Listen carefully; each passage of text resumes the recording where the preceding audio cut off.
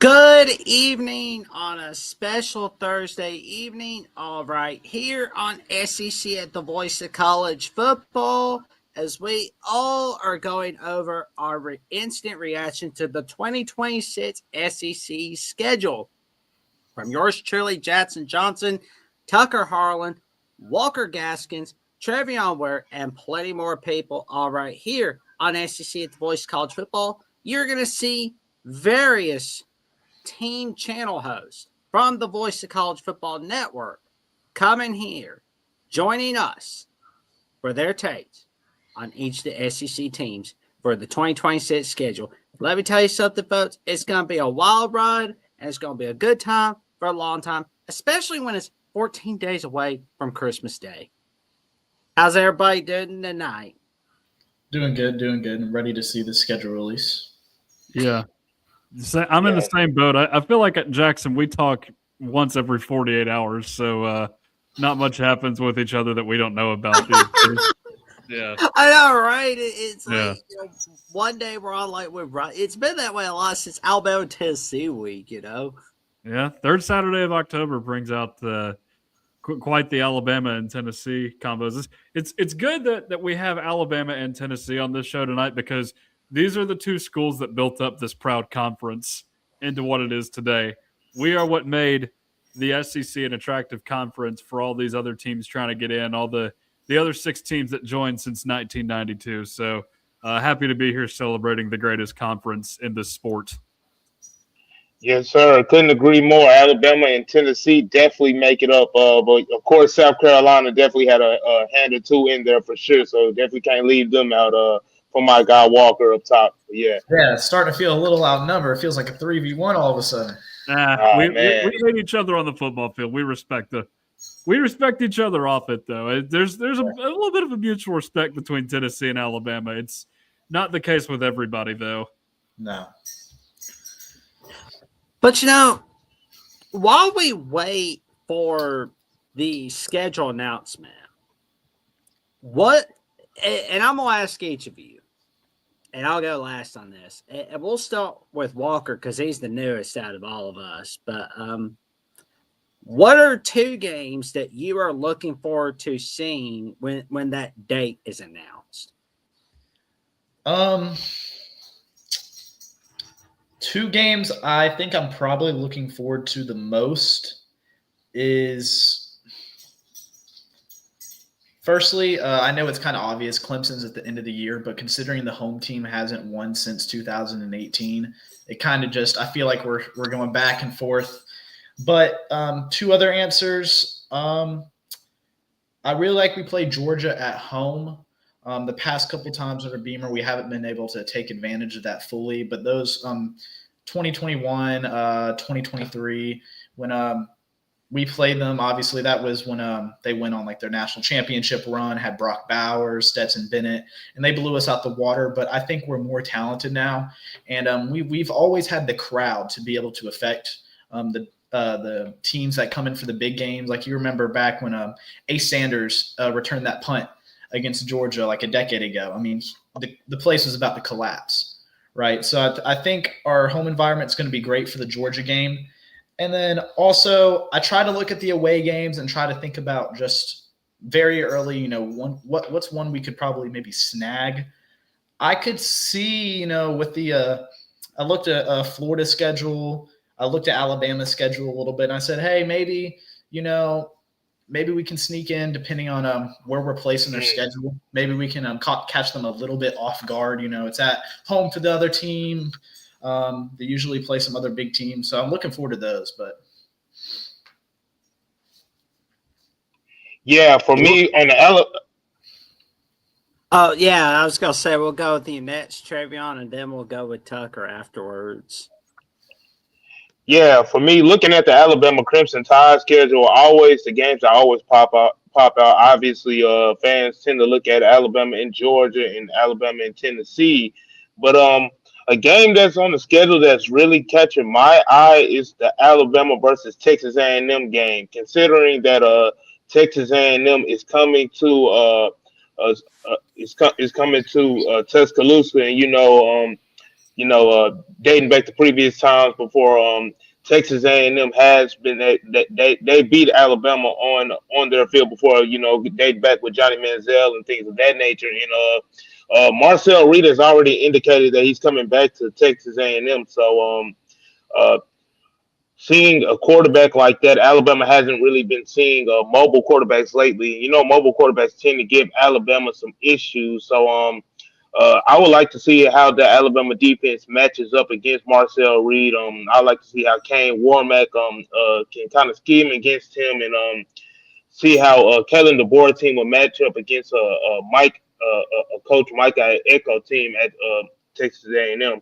And obviously the Florida State game. That's another game on my schedule, on Alabama's schedule, that stands out to me. Considering that obviously everybody gives Alabama grief about what happened in Tallahassee this year, how they started their season, and they're gonna be coming to Tuscaloosa, and that's kind of like a revenge game, and the fact that Thomas Castellanos also is looking like he's returning back to school, so that could be having matched up with him before, and Kane Warmack just having that experience, that could also be big. Just like I said, just a rematch game, a chance for Alabama to finally set the record straight against Florida State and get that win. And also I'm trying to think their defensive coordinator used to coach at Auburn. I don't know why I cannot remember his name. Florida State's defensive coordinator. Tony White. No.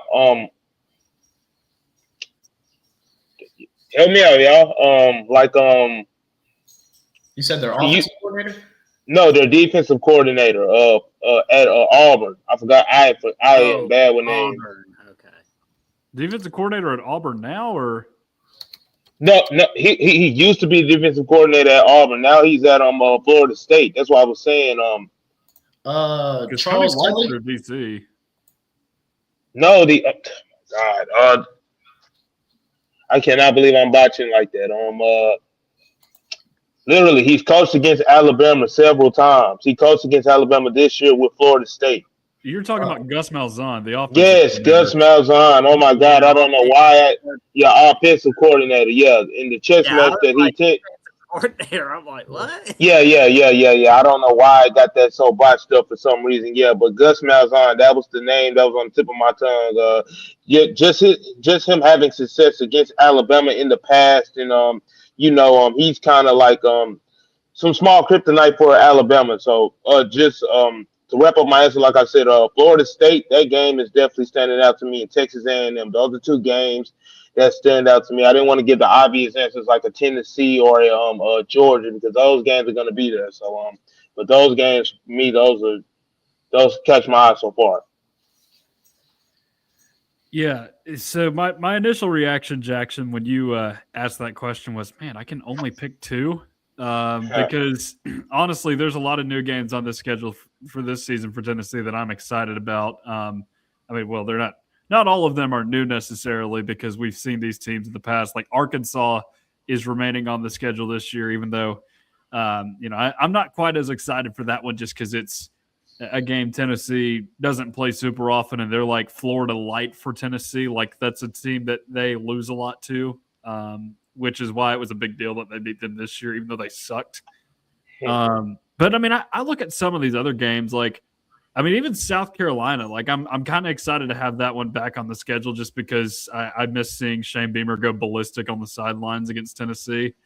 But there's others out there too, like more traditional opponents, like Auburn, for example. That used to be a huge deal for Tennessee fans in like the 80s and 90s, but that game, just due to conference expansion and then just the shifting of teams in the divisions, like Auburn used to be an SEC East team, that one's kind of fizzled out a little bit over the years. So I'm glad to have that one back. And also the Golish and Tim Banks thing adds some intrigue to that one with them coming to town next year. And then, of course, LSU. I mean, the last time LSU came to Tennessee, it was a monsoon in 2017 with that it was the first game after they had fired Butch Jones.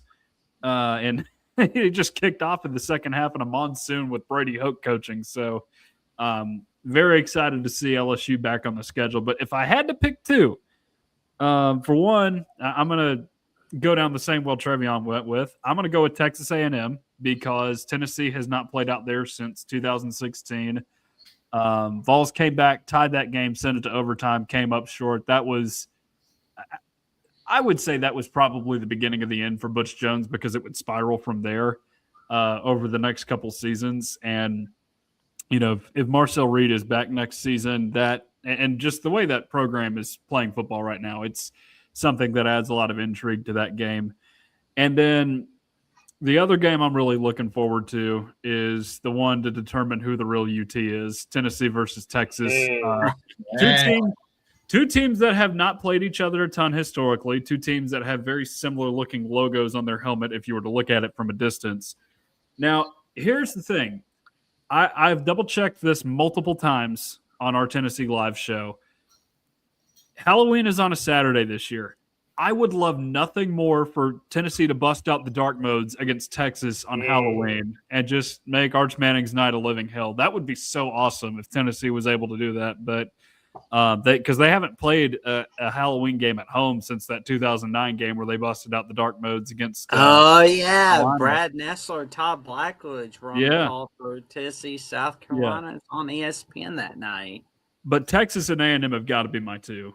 Just looking at the schedule, looking at non-traditional opponents, because and even Georgia Tech is a fun game, but I can't wait to see Tennessee plays those two next season. Yeah, I can't wait to see it either. My bad, Jackson. I was just saying I can't wait to see it either because the fact that you did bring up Arch Manning and the obviously his uncle is Peyton Manning and just that dynamic overall. Can Arch win on the road in Naylor Stadium in the house that kind of Peyton built? So that is intriguing. Just from not even from an Alabama perspective, just to be on the outside looking in watching that. Yeah. Oh man.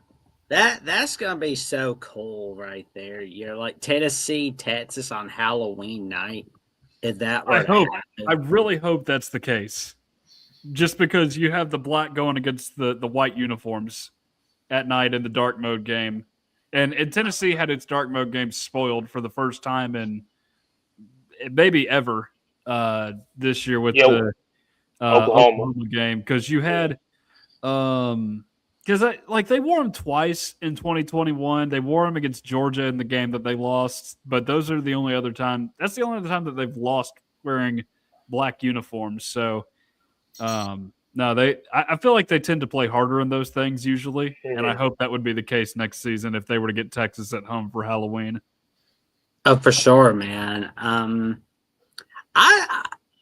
wondering if we get the bye week for Halloween. I'm feeling like we do. I feel like Alabama will, but I always say we when it comes to Alabama, but it's like my bad. I'm not on the Alabama show, but anyway. I'm gonna say, I'm looking forward to seeing when we play Georgia. Like, will we see it on the last Saturday of September? Could we see it on the first Saturday in October? I know we're not seeing it in November, but I'm looking forward to that revenge game already. And Texas A&M, that's going to be a fun one. Because like going up against Keelan Russell and Marcel Reed, that's going to be a shootout for the ages. Yeah, just that particular dynamic in particular. I'm a Texas guy. I'm from Texas originally, and Keelan Russell has been my guy. There's no word on what Ty Simpson is gonna do at the end of this year.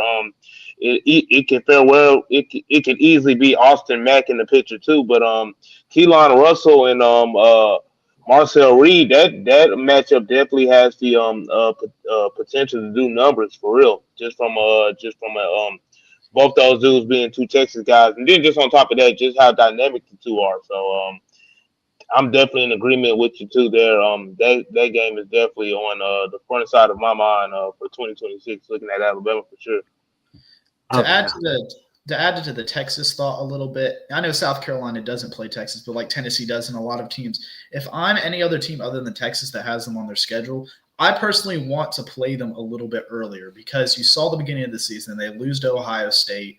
They lose to Florida, but as the season goes on, they beat Oklahoma, they beat A&M, and if anything, they felt like one of the hotter teams near the end of the season.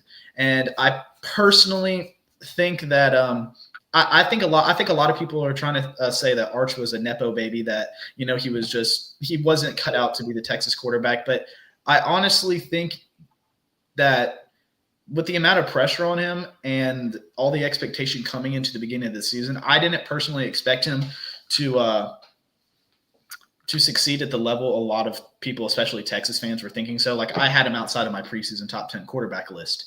And I've always had this feeling under Sark where they're very vulnerable in two areas, in the postseason and very early in the season. So that's when they usually make their most mistakes, because just like South Carolina football, usually whenever we're winning, they have a tendency to clean it up as the season goes on rather than collapse. So I personally want to play Texas earlier. And then to respond to Tucker about that, I do love seeing Shane Beamer go erratic against Tennessee, especially when we scored 63 and Willie B in 2022. Okay. But and throwing sand on the field too. Sure. Yeah, sure.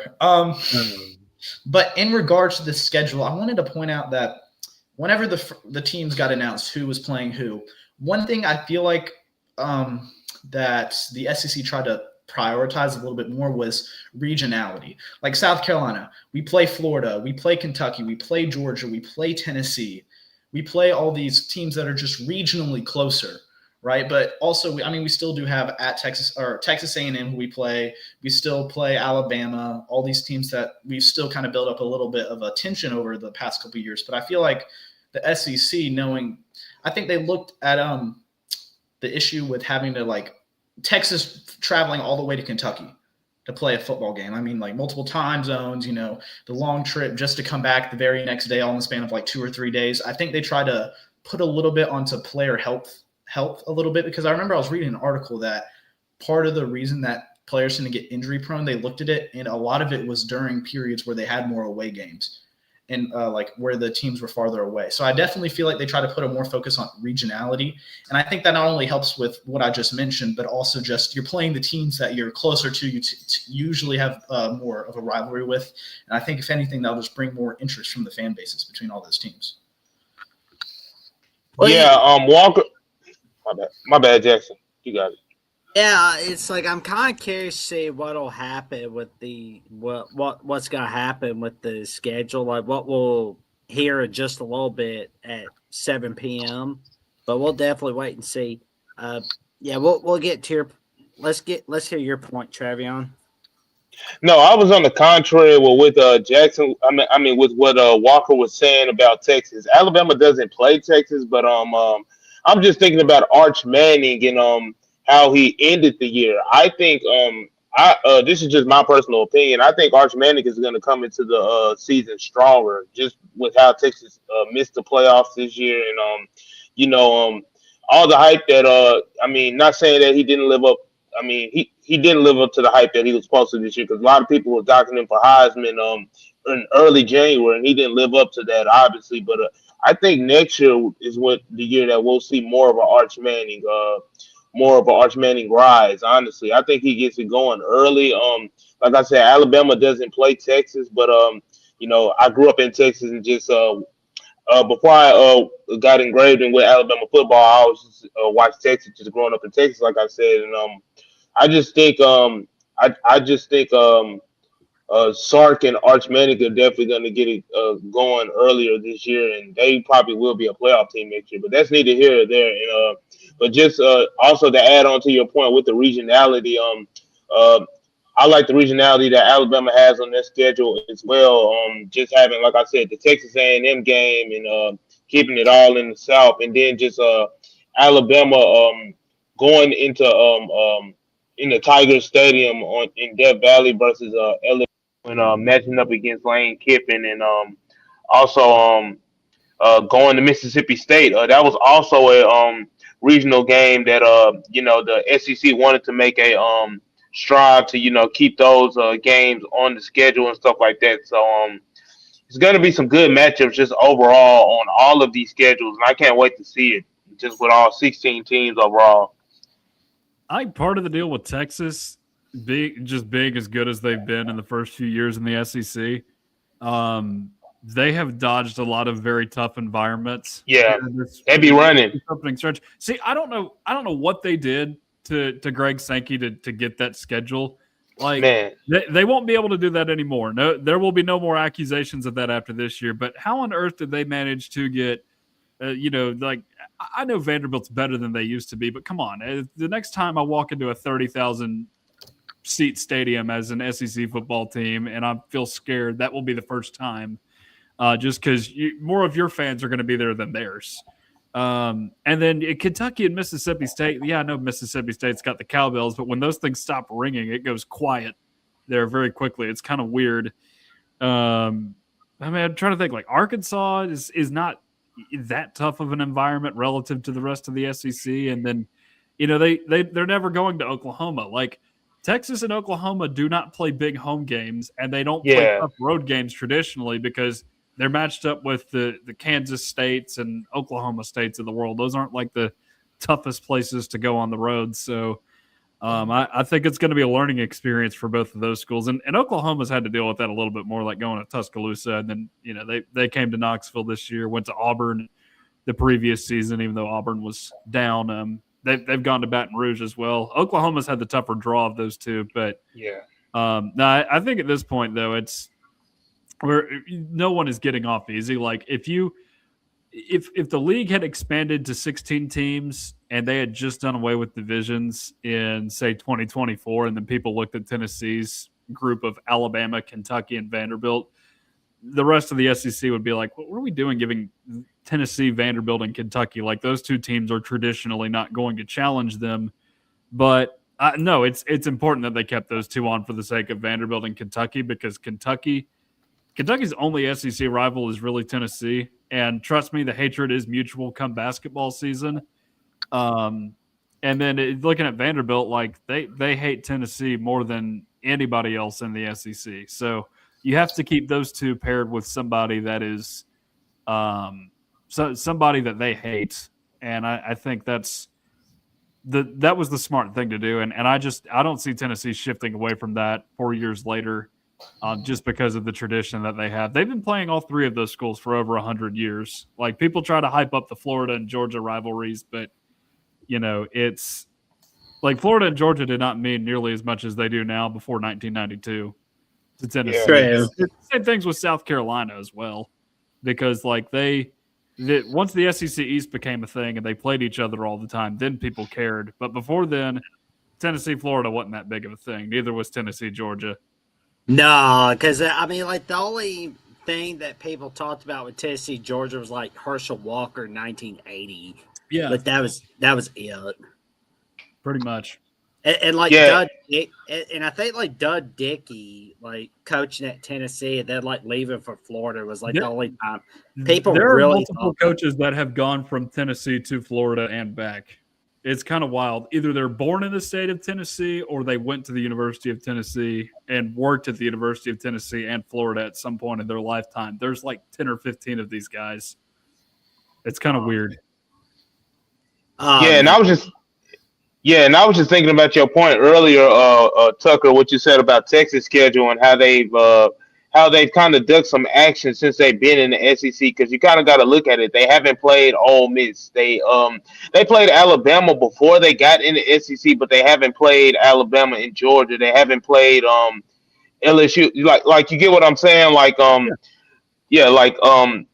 Oklahoma's definitely been the more tested team since they've been in the conference. That's why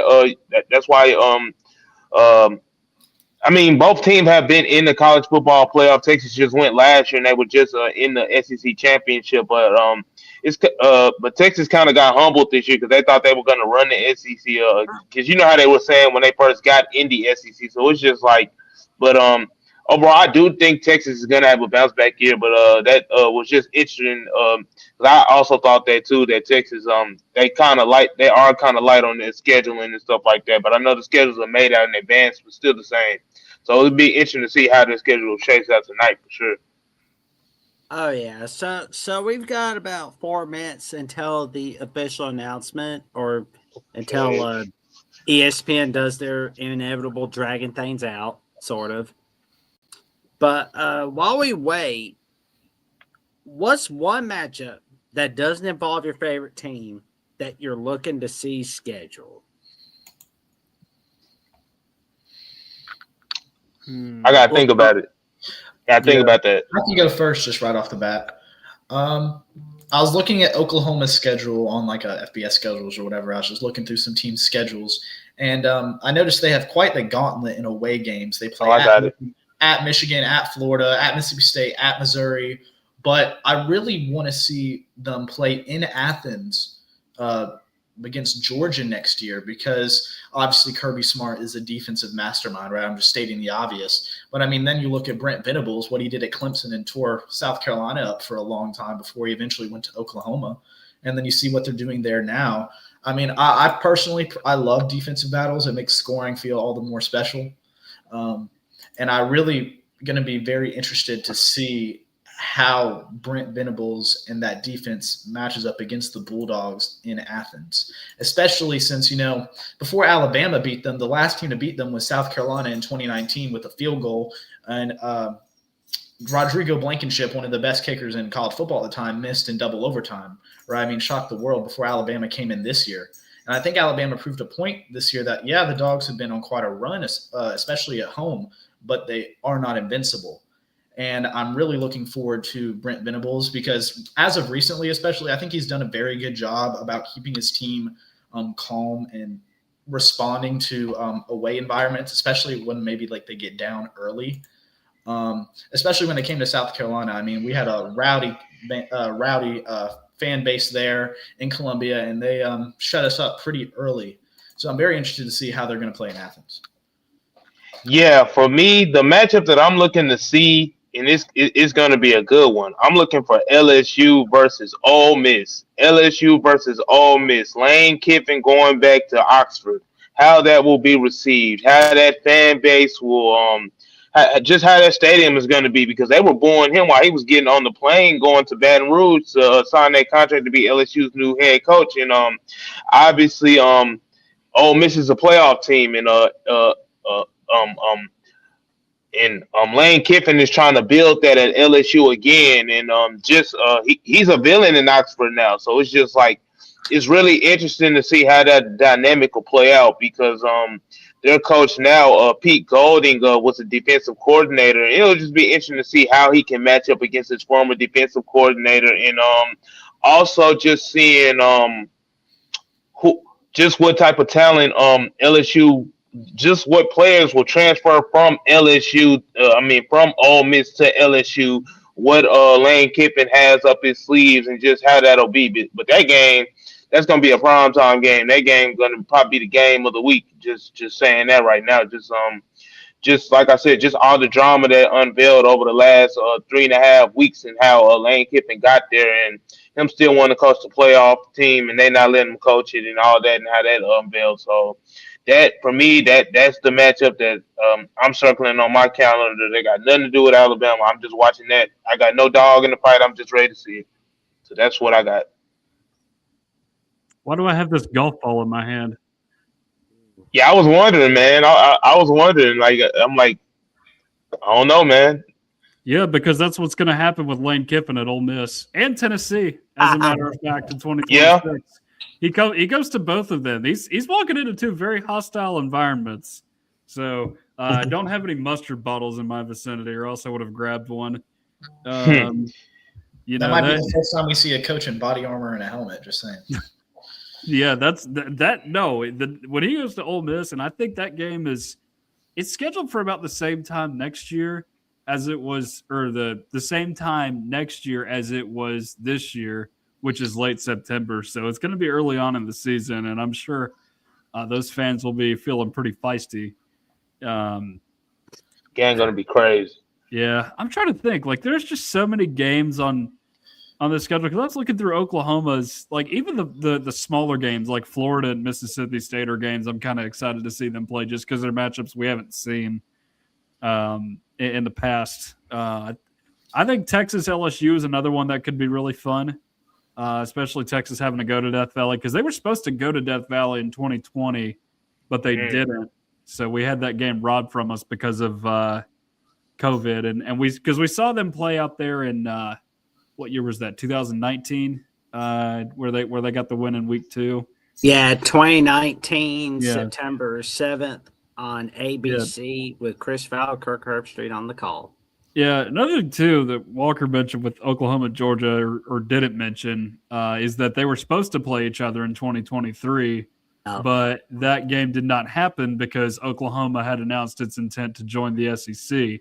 So we had that game taken from us as well. So we're glad to get it back, and especially glad to get it back in a home environment as opposed to the Mercedes-Benz Dome, which I don't particularly care for. There we go. For me, I'm gonna go with LSU Ole Miss, the Magnolia Bowl. That's always a hell of a rivalry throughout the SEC. From Billy Cannon to Les Miles' brain crashing out in 2009, and now Lane Kiffin making his return to Oxford, and whenever we're gonna see this game. I am just getting excited thinking about that one. And I'm going to cheat a little bit, also add in Tennessee LSU, because I want to see Lane Kiffin go to Knoxville so bad. Like, oh, yeah, golf ball. Yeah. I don't know if this is the right kind. I forget if it's Titleist or TaylorMade that was thrown at him. I forget which one. It's not yellow, though, so I messed up there. I tried to find a yellow one, but I can only find these and the orange nitro balls in my bag over there, so it's unfortunate. Yeah, I'm just thinking about all the game day signs and how all the fans are gonna be, because they're gonna be nasty, man. I mean, they got every right to be too, because I mean, Lane Kiffin, he built, I mean, he has Ole Miss into what they are now. I mean, the fans should be grateful for all the contributions that Lane Kiffin has done and everything that he has built them up to be. But you kind of left in the middle of the night, man. So it's just like it's crazy to see what happened. So I mean, it'll be interesting to see how he's received, and because he might even have babies born. So it's that serious to them. So I just cannot wait to see that one for sure. I'm trying to locate one. That's my answer to that question right now. They started the schedule release. They got the week 1 set up. Ole Miss and Louisville playing each other either on Saturday, September the 5th, or they're moving it down to the 6th of September. We know LSU Clemson is going to be played in the Bayou.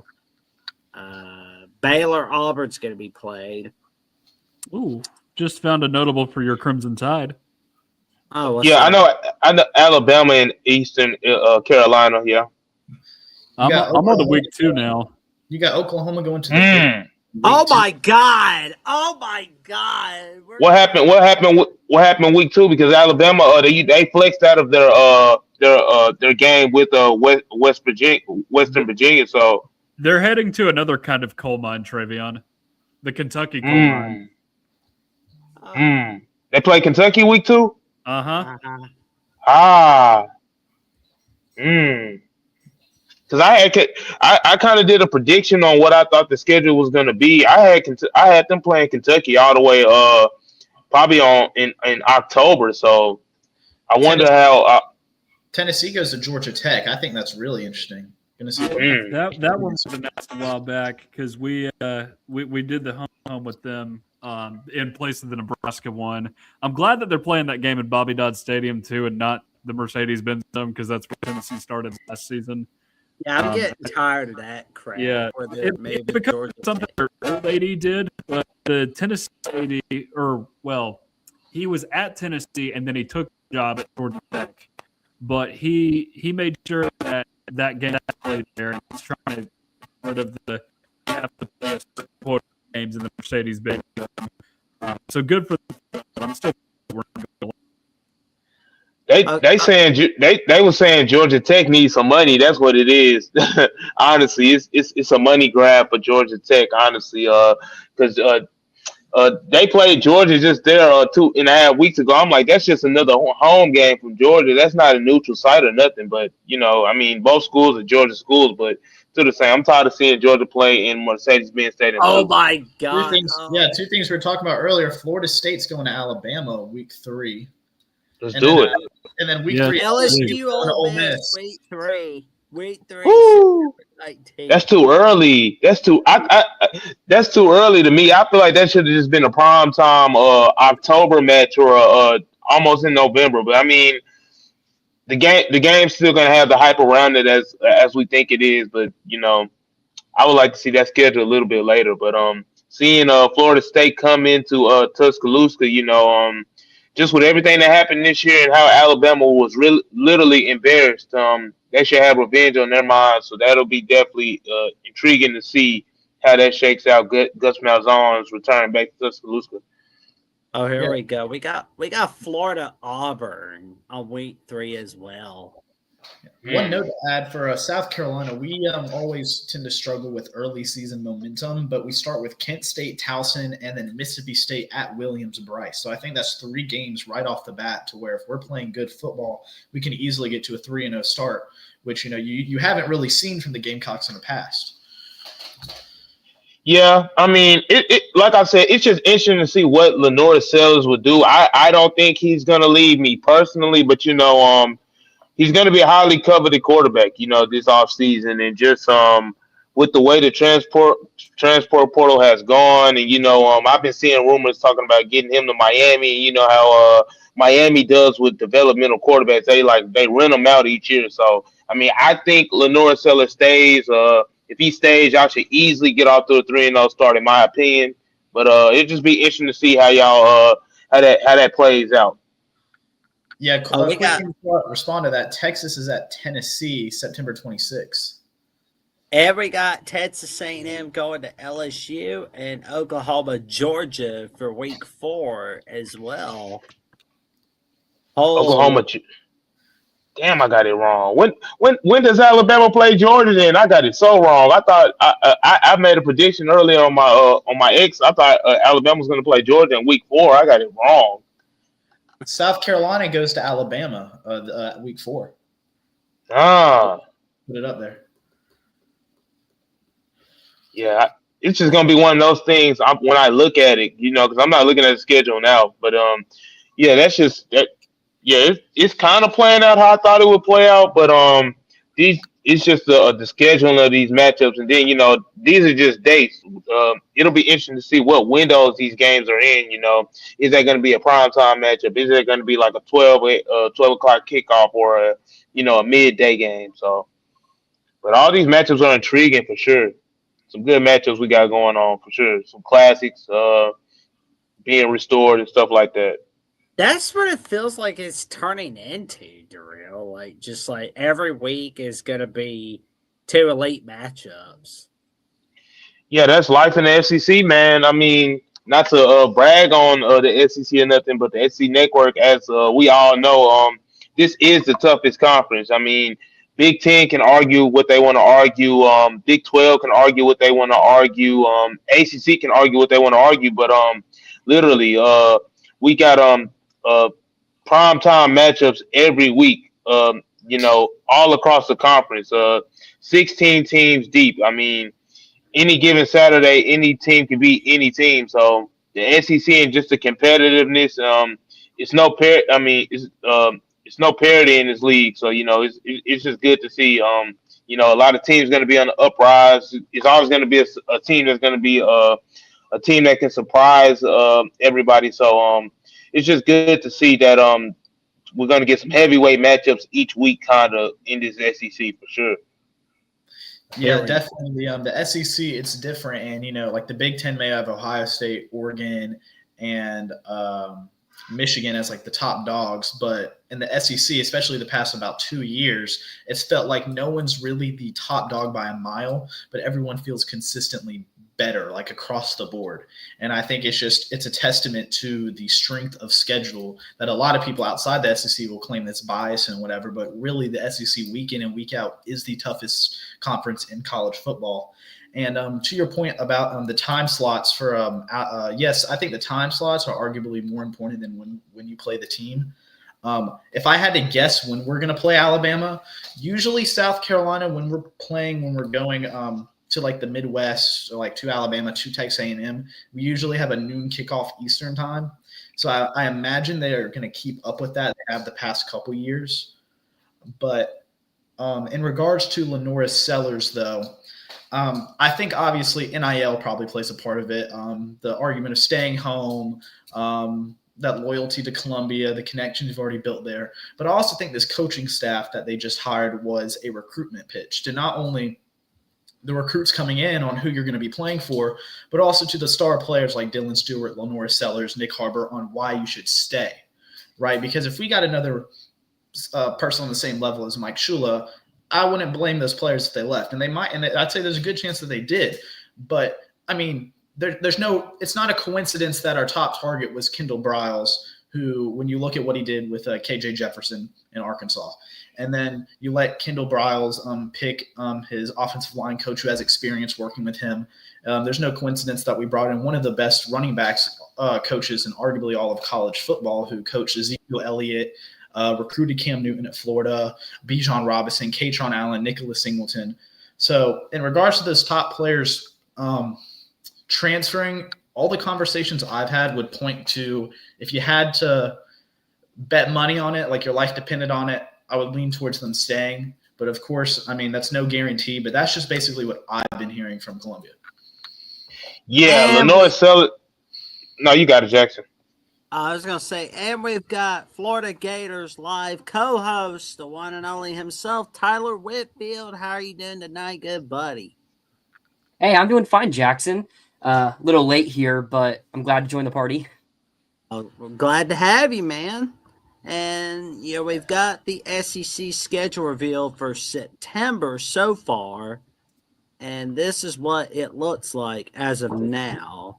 So we're going to be having, let's see, so we've got Baylor, Auburn, Ole Miss, Louisville, Clemson, LSU, amongst the top matchups for week 1. And that's what we've got lined up so far. And I think Ole Miss Louisville is going to be a Sunday matchup for week 1, but that's just me. But, gentlemen, how are you feeling about the September matchups? Like, I got to be honest, I always forget. Like, I always think they're going to do, like, the teams first and, like, oh, no, but they're going to, tease us a little bit. Just do September 1st, October 2nd, and then November 3rd. I'm a little bummed by Texas being in there for Tennessee that early. I wanted the Halloween night game so bad, man. Yeah, from an Alabama perspective, the scheduling is cool to me, but I just thought Georgia, they usually play Georgia in week 4, so I guess they're trying to shake it up a little bit. So it'd just be interesting to see where they have them scheduled, because it looks like they're going to be playing them in October now, huh?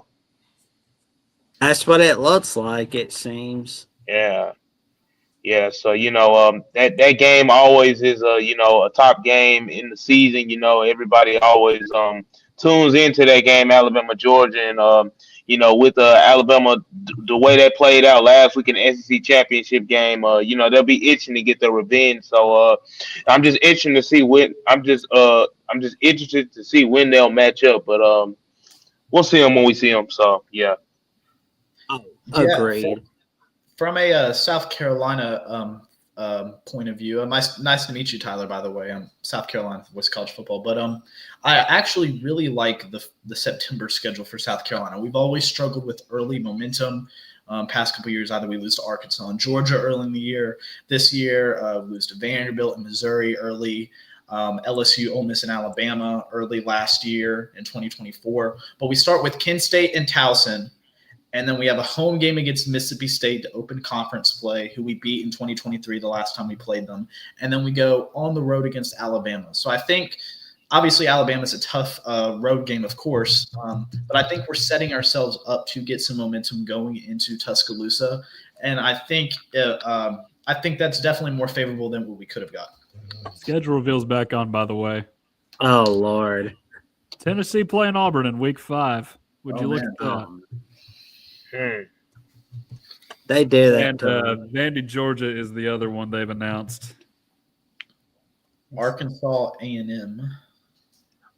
Oh yeah, and then just to comment on Alabama's schedule, yeah, it's just interesting to see them play Kentucky in week 2. So they're gonna be opening up conference play in week 2. They usually open it up in about week 4 or week 5, but they're opening it up in week 2. I mean, Kentucky, they just got rid of Mark Stoops, didn't they? I mean, Bob Stoops, didn't they? Their coach. So it'll be interesting. Have they made a hire on their head coach yet, or? Will Stein. Yeah, Will Stein. Okay, yeah.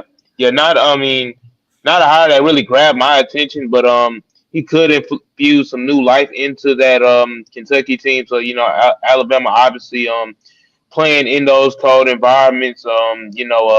They don't really have a lot of experience in doing so, especially early in the year. I mean, it's not going to be cold in I don't think it's going to be cold in Kentucky in September, but still the same. Alabama might be ushering a new quarterback. No telling what Todd Simpson's going to do. So just intrigued to see how that matchup will shake out too. Yeah. Well, Speaking of Kentucky, they play at South Carolina week 5, so it's definitely a good game for the Gamecocks. We always play them well at home. Ole Miss, Oklahoma, and Texas have the bye week. We know Texas, Oklahoma is going to be week 6. We just wonder what else is going to be on week 6. Tyler, how you feeling about Florida going over to Missouri for week 5? Yeah, I like it. I mean, going the first 5 weeks, we play all 5 of them.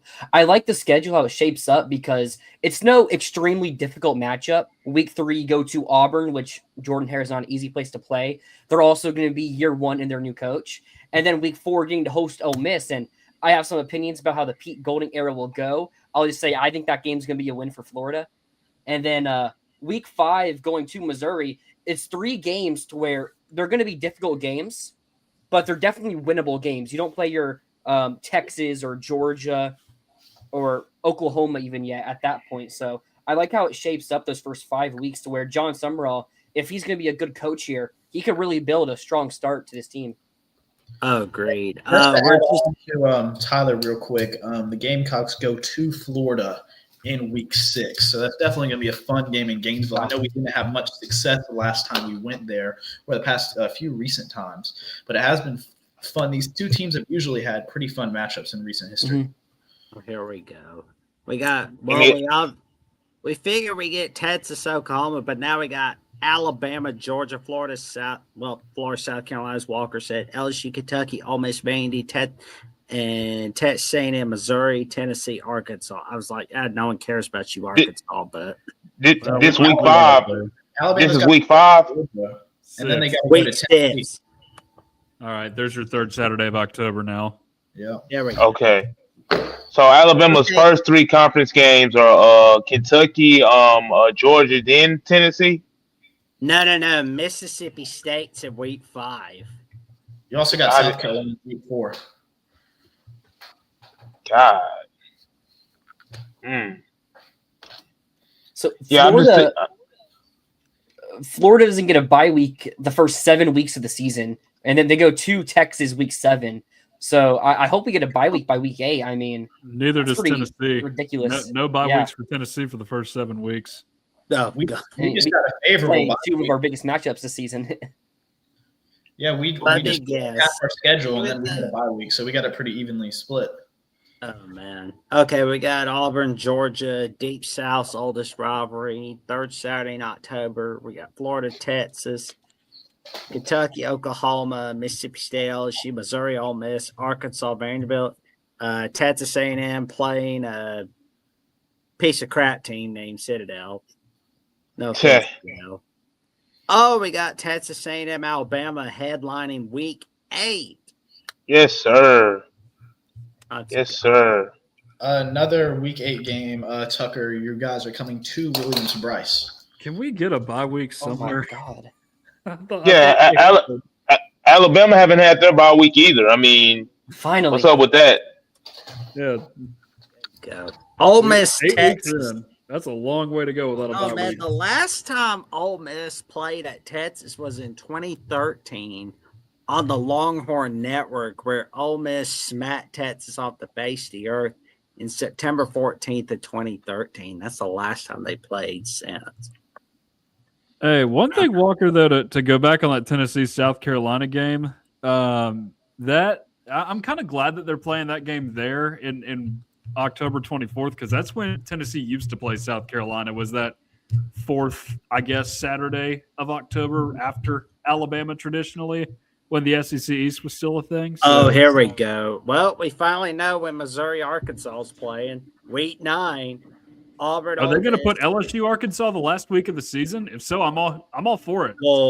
Well, I think that's pretty obvious, because it was like it's been the obvious move from the jump, because Oklahoma, Missouri, being permanent opponents of one another for at least the next 4 years, that's going to be the obvious move. You're not going to see Arkansas, Missouri on rivalry week anymore, at least for the next 4 years. You're not going to see Oklahoma play LSU. That was stupid, having them play on rivalry week for this year and last year. So that's going to be the main thing, I believe, is LSU Arkansas and Missouri Oklahoma. I think what they'll probably do, and we won't know this till May or early June, but I suspect LSU Arkansas will go back to Black Friday, and they'll just stick Missouri Oklahoma somewhere on a Saturday. They'll just go, okay, kid, here you go. Now shoot. You got a TV in front of you. But I'm trying to see though, what has anybody gotten a bye week yet? Like, am I just not seeing it? I misheard. Like, Tucker, South Carolina, and I think Florida has as well. Tennessee has got one in week 9. Alabama's Alabama's got bye week 9. Yeah, these teams are going to be crawling to that bye week, man. I just don't remember the bye weeks being that late. I mean, this year Alabama's bye week was right before the Georgia game. I mean, and that was in September heading into October. So now that the bye weeks are so late in the season, it's just going to be interesting to see how each team from a depth standpoint can withhold and stand up. Hold up, because that's a lot of football being played. 9 weeks of football, then you just now getting a bye week, and just the as we all have said before, the physicality within the SEC, and how we all of our teams kind of just beat up on each other each week. So I mean, it's just going to be interesting to see how this scheduling plays out, because just from a health standpoint. I do wonder if maybe having those bye weeks later in the season could help teams later in the season. If you can withstand that mid-season pressure of not getting a bye week those first 7 or 8 games, but then you get 2 bye weeks in the final 4 heading into the postseason, maybe that does help the SEC out a little bit that we didn't have this year. Well, I could change it up to where you only get 1 open date this year. Yeah, that's usually how it goes when the last Saturday of November ends on, like, say, November 28th or on the 27th or 26th. Like that's always the key right there, to know which years you're going to have 2 bye weeks or 1 bye week for the year. Or, unless you decide, you know what, we're going to move our game up to week 0. That's like the only time you got a bye week, or along with your regular bye week. Yeah, it's like I said. Yeah, like I said, it's just gonna be interesting to see how how all of these teams, just from a depth standpoint, hold up. Because, like I said, 9 weeks is a long time, and the level of competition each team plays and stuff like that. It'll just be interesting to see, because I doubt other conferences in the way that their schedules are set up. I just doubt that they like for a collective conference, like we all are saying that the average bye week is around week 7, week 8, or week 9. I don't think I'd be hard pressed to believe that that's the case in the ACC and the Big 12 and the Big 10. But I mean, I'll know later once I look around at some of these other schedules. But that it's just interesting to see how the SEC is doing it this upcoming year. Oh man, and we're gonna be the November schedule. We're gonna find out who's playing when. I mean, besides the rivalry week games, we have a good idea of when they're going to be played. Like we know like rivalry week's going to get figured out. Everybody else, we'll wait and see. I wish they could just have like Auburn, Georgia back on November, but I feel like that ship has sailed for the rest of this decade. Yeah. But so Tennessee's going to have to go to Texas A&M and what is that? November? Because Texas A&M, LSU are all on the schedule for Tennessee, which is interesting in November. Yeah. And you got Vanderbilt on rivalry week, of course. Yeah. We don't look at that game with historical significance, although we may have to pay a little more attention to it now. I mean, yeah, Curtis, who that 5-star quarterback they got coming in, Curtis Lee, yeah, his name, Jared Curtis, yeah, Jared Curtis, and just Coach Lee. Coach Lee is a good coach. I think he's a good coach, honestly, from an Alabama perspective. Honestly, He made one good business decision, and he's profiting from it. The moment Jerry Kill leaves is the moment that program goes back to the gutter. Because what you got to know about Vanderbilt living in Tennessee is that good times do not last there. They might have 2 or 3 good years in a row, but once somebody gets hired away because they see the job that they're doing at Vanderbilt, then it tends to collapse on them a little bit. But now the Curtis thing, it does seem like they're making a little bit more of a commitment, which I think is it's a testament to how tough this league is now, because they used to just be a doormat. Like, you get Vanderbilt in one season, you're like, oh, we'll just chalk that up as a 5th win on our schedule. But you used to, because especially from Tennessee perspective, you used to go into the schedule and was like, oh, if we lose all these SEC games, we at least have Kentucky and Vandy on the back end to secure a bowl bid if we need to. But no, it just speaks to how tough the league is now. You're not going to be protected by divisions anymore.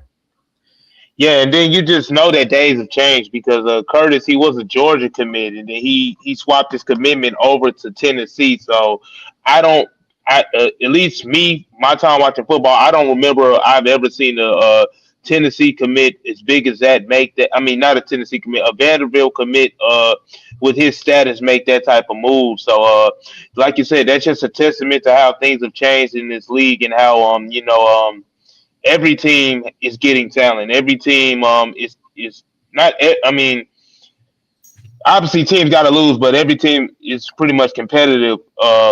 From a talent standpoint and things of that nature. So it's just interesting to see how from top to bottom how the strength of the league is. Yeah, and I will say with Vanderbilt, not only does something feels different now, especially now that Clark Lee signed that extension and you see this continuation of success.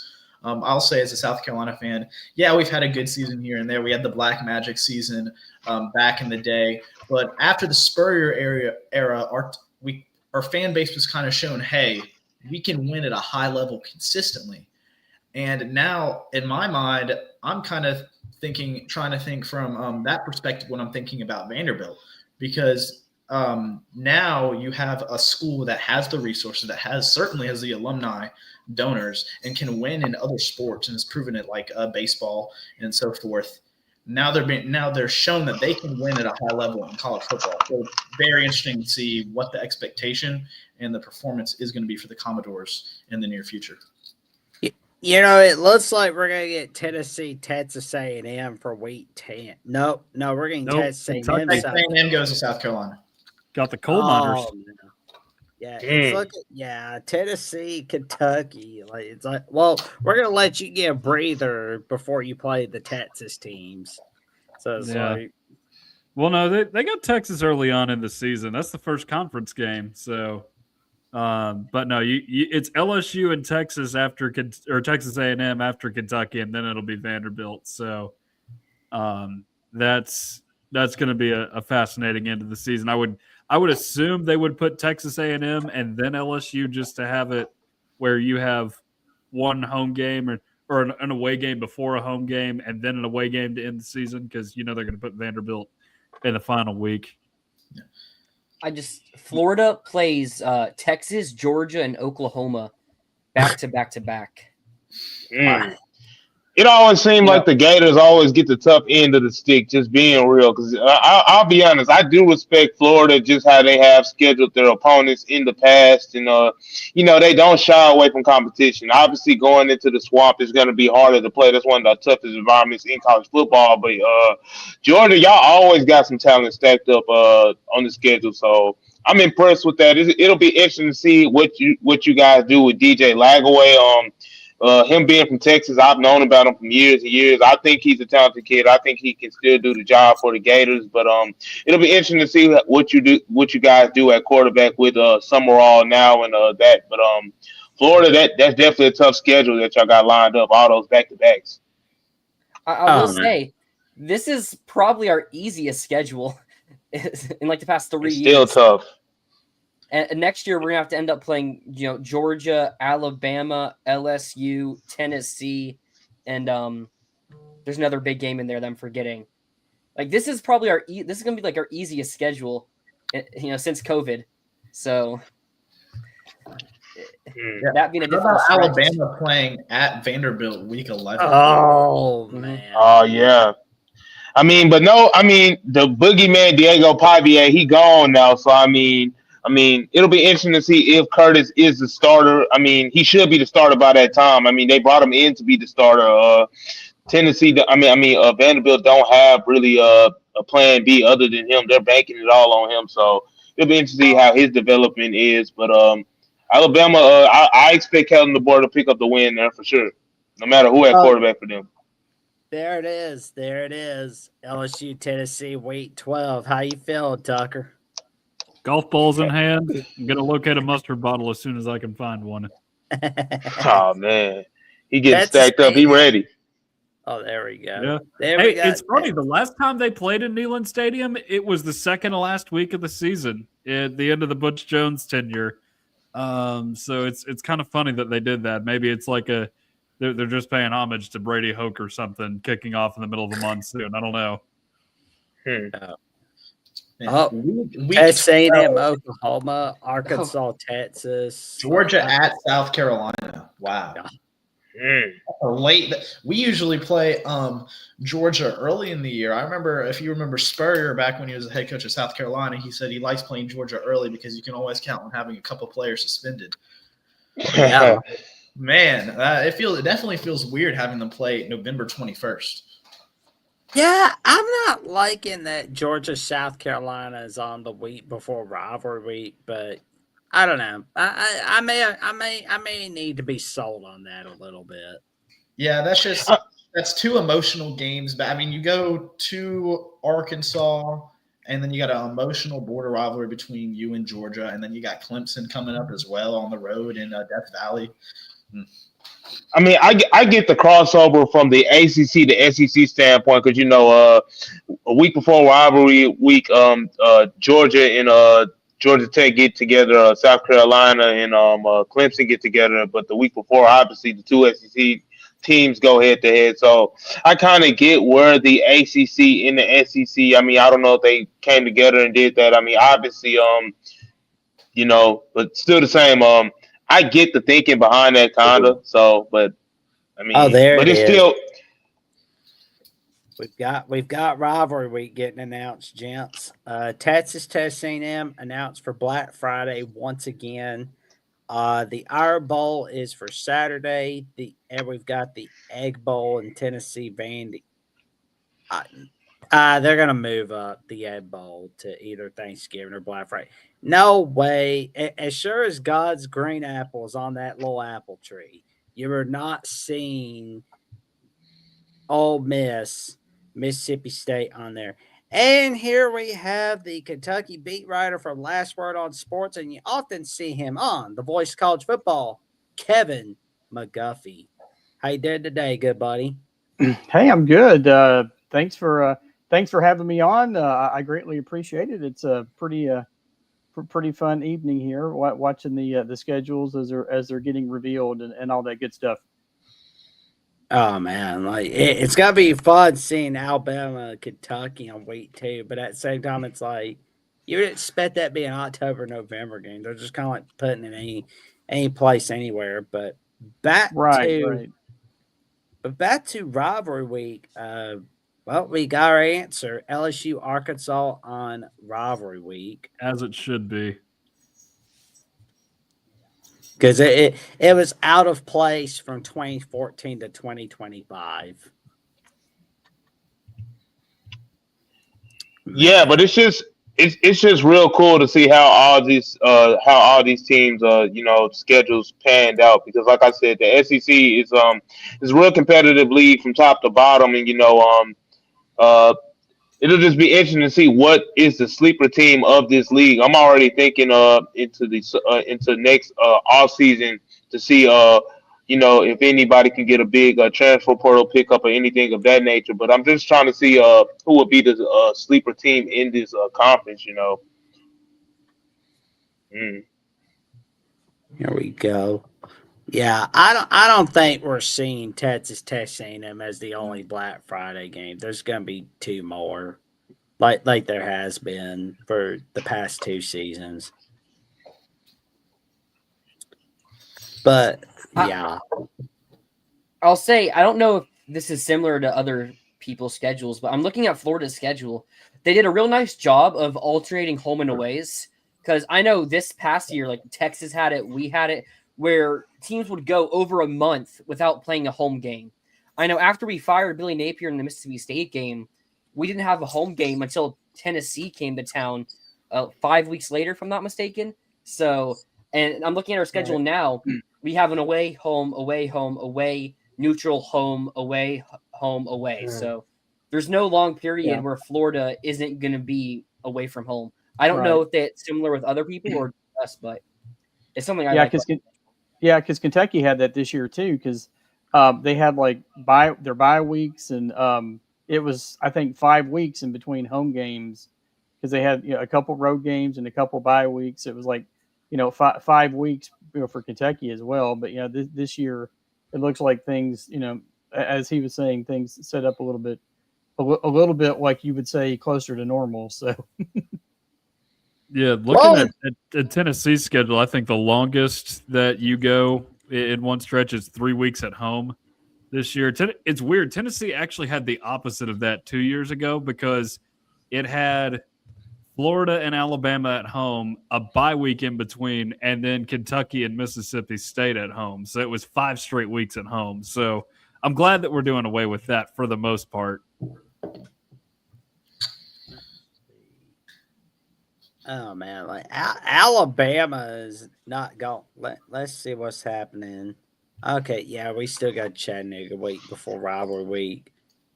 That's our home stretch, and we've got Auburn coming to our backyard. Vandy and LSU, of course, we go on the road for them for November. That's all right. I mean, like October is looking pretty rough once again for the Crimson Tide.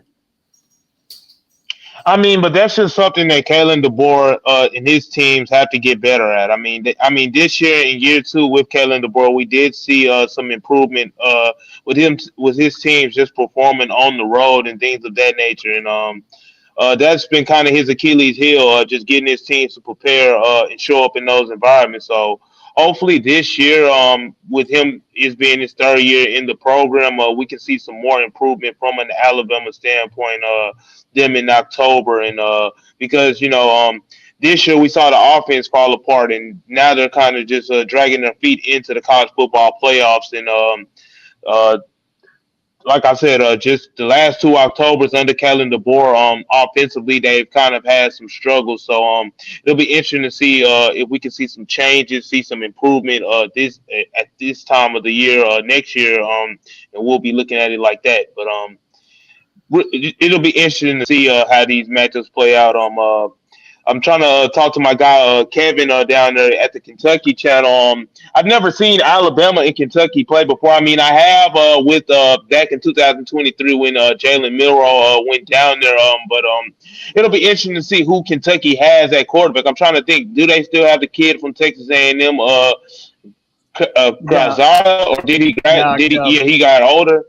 no. Calzada basically made a post saying he's retired from football, which Oh boy. if you want to say this is 2 years in a row now that Kentucky's had a quarterback who played for 1 year and retired. So I don't know if Man. that speaks for the offensive line because Brock Vandegrift did the same thing last year.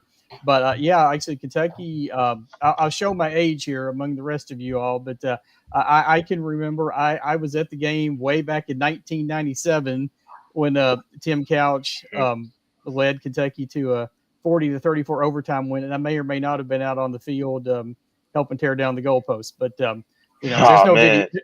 There's no Oh video man, of that. that was the first year of the DeBose era, and Right. Yeah. he made baby at that time. Yeah, I was. I know Tim Couch for sure. Seeing that game. You said it was in 1997. I was born in 1999, so that's kind of Yes, yeah. Well, before that's what my I said. time. But I'm a little bit older than the rest of you guys, but that's okay. yeah, but I'm just trying to think. Just trying to get a heads up for Alabama, Kentucky in week 2. Who does Kentucky have coming in after the quarterback though? Like who would be the next man up? Do you have I like a mean, recruit transfer portal route you're going? I mean, right now, the hope is that Cutter Boley will still be here. He was just named. I saw was named to the All Freshman SEC team. The thought is that he will still be here. Now they have 2 freshman quarterback, Stone Saunders from Pennsylvania and Brendan Ward from Ohio, who would basically be the backups right now. And then they have Matt Ponatowski, another player from Ohio, who's coming in this year. And then there's been rumors that one of Oregon's quarterbacks may follow. I can't think of his name right now, but what it will stop. Yeah, I think so. May follow Stein to Kentucky, but of course we won't know. We won't know that for sure until January. But right now, you would. The hope is that Cutter Boley will still be here and still be your QB1 come September. So. Yeah, we're kind of having the same hope about retaining some of our key players like Lenore Sellers and not have him in leave, which I think this new offensive staff should be a good convincing factor for him. But two things I want to point out is obviously South Carolina has always been on the shorter end of the stick when you look at SEC scheduling. I mean, last year, you look at the end of the regular season, the ESPN FBI index came out. And we were number 4 in the SEC in strength of schedule. We were at number 7. The only teams ahead of us were LSU at 6, Arkansas at 5, and Florida with the second toughest schedule in the country and in the SEC. And what I like is obviously we're still playing tough teams. We're still playing Georgia. We're still playing A&M, Oklahoma, Tennessee. But we don't have a single consecutive away game, which is something I really, really am excited about. I think it will help with our team not having back-to-back away games. I think you saw how it affected us this year, like at LSU, at Ole Miss, games of that sort. So I definitely like that. But one thing I also like is obviously I think the offensive staff is a vast improvement from what we've seen in years past. However, it's obviously going to take a few games to get some of the kinks out whenever it's a whole offensive revamp.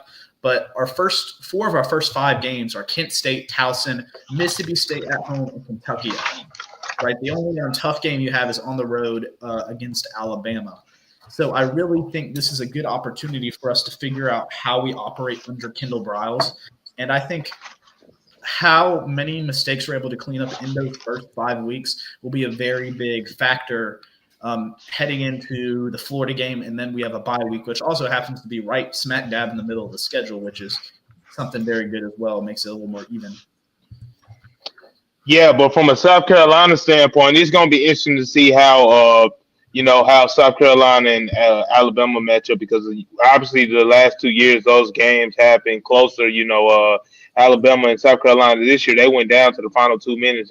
Last year it took a game clinching interception from our defense to kind of shut that out. So I'm personally I think Lenore Sellers stays at South Carolina because I remember in the offseason teams were trying to offer him some NIL money, and I remember him being on the outside looking in. He sounds like a kid.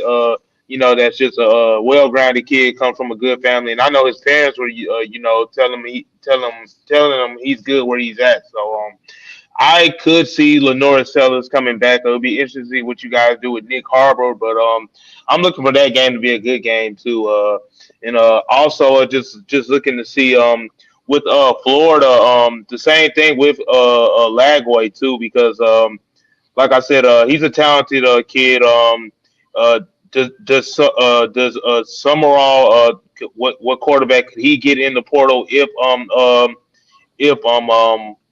Lagway just doesn't come back? And just lastly, also with Tennessee, is Aguilar coming back? I know he's tried to do that waiver because he's a JUCO transfer, just like how Diego Pavier was. So you see, I just tried to tie all the talk all in together. But yeah, it's just interesting cases all around the SEC. Just like we were talking about with Kevin, just about with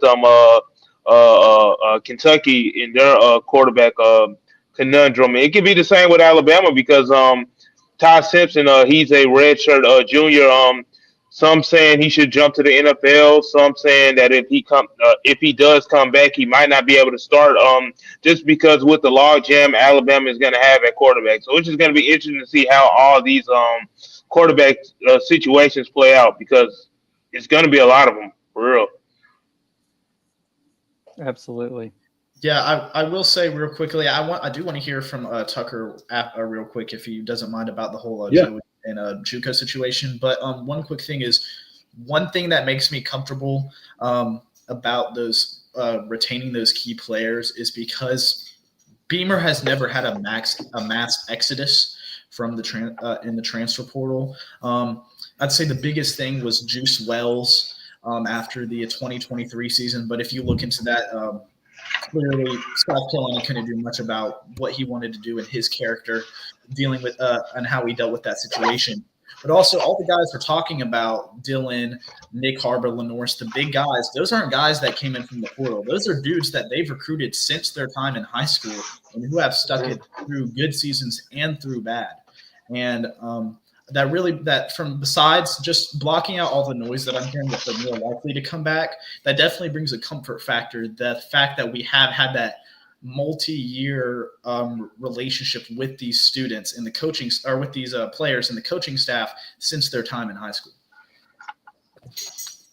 Yeah. Well, just like looking at all these weeks for 2026, and if you had to pick one week that's the best, which one is it heading into 2026?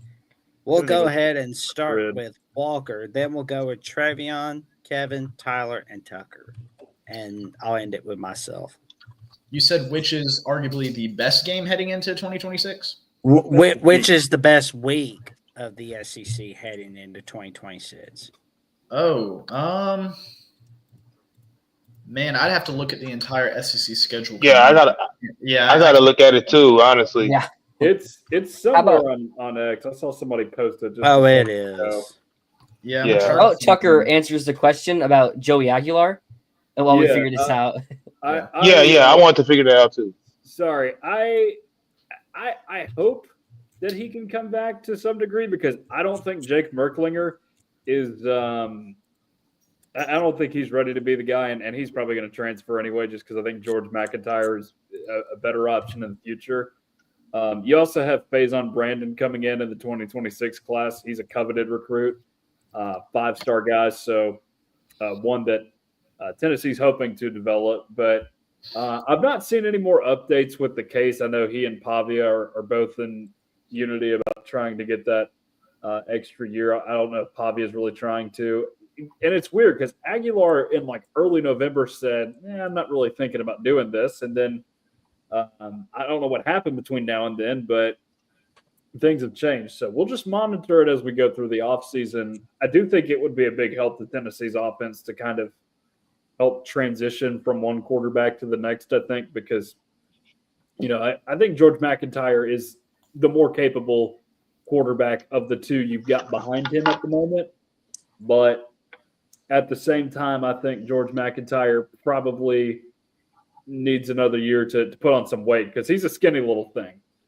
Even though he's got the same problem that Nico did when he came in here because he's tall and can see over his offensive line and can move a little bit in the pocket, but he's real skinny. So Yeah, he lanky, huh? Yeah. yeah, I'd like to see a way they could get Aguilar back because I think the family has really embraced this place. But if it doesn't happen, I understand why. And at some point, man, we're gonna have to shut this Pandora's box of, JUCO guys getting unlimited eligibility and having 26-year-olds running around college football. If guys were to play 4 years in JUCO and then 4 years out of college, because if you're doing that, then I think that's kind of defeating the purpose of the whole thing. Yeah, that's definitely some good points. And also, if like the thing on the screen, if that's like confusing y'all, I know it's a little bit of like a. Yes. Okay, I think I've got it. I think I've got it nipped in the bud. Yeah, no. I got one. I don't want to like crack. I don't want to like try to like. I'm not like. I thank you for doing that. It's just for me, I just went to Twitter and I went to the SEC and I'm just going through the thread week by week, and just scrolling up and down. But to answer your question, honestly, I think you could argue most. Like, there's probably 8 of the 10 weeks you could probably argue, and I wouldn't be upset with you about. But I really like week 10. You have Arkansas going into Jordan Hare. You have Oklahoma going into Gainesville. You have Alabama playing in Baton Rouge. You have Georgia going to Oxford because that was obviously a big game this year. Vandy at Mississippi State. We're going to be interested to see how those two teams are moving forward in 2026. Texas at Missouri, Kentucky at Tennessee, but also Texas A&M at South Carolina. Obviously, it was a painful, dumbfounding loss this year. But the last 2 times we played Texas A&M in Williams-Brice, we have beat them, most notably that 44-20 upset in 2024, which kind of helped cap off near the end of one of our historic 9-3 finishes where we almost made the playoffs. So I think it's going to be very interesting from a South Carolina fan standpoint on how we play A&M at home. Can Beamer get it done for the 3rd time in a row in Williams-Brice against the Aggies? But also I just see a lot of intense rivalries like Alabama, LSU. I know Tennessee and Kentucky are bordering each other, but also just I see a lot of examples that can showcase the home crowd environments in the SEC. Yeah, I'm kind of the same mind as you, Walker. Like you said, week 10, it's just some strong matchups there. Even like you look at a game like Auburn versus Mississippi State. I mean, a lot of people wouldn't think it'd be a lot of playoff implications there, but just the rivalry aspect, just 2 competitive teams. I think that'll even just show how deep the SEC is. I mean, those 2 teams, nobody's gonna say they're gonna win the SEC, but the fact that how competitive that game could potentially be, I am also in agreement with that. And just Kalen DeBoer versus Lane Kiffin, that matchup there. Just Lane Kiffin and his ties to Alabama, and I haven't, a lot of people haven't really seen Kalen DeBoer versus Lane Kiffin. I don't even think they've coached against each other before, and also just on that week 10 schedule, just looking at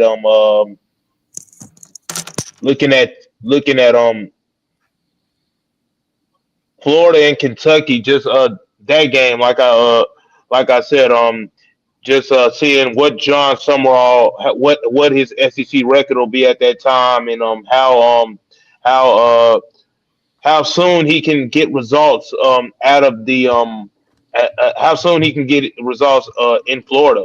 So week 10 for me, that I'm of the same mind as Walker. Just overall from a competitive standpoint, from top to bottom, I think it's just some good matchups all over the place.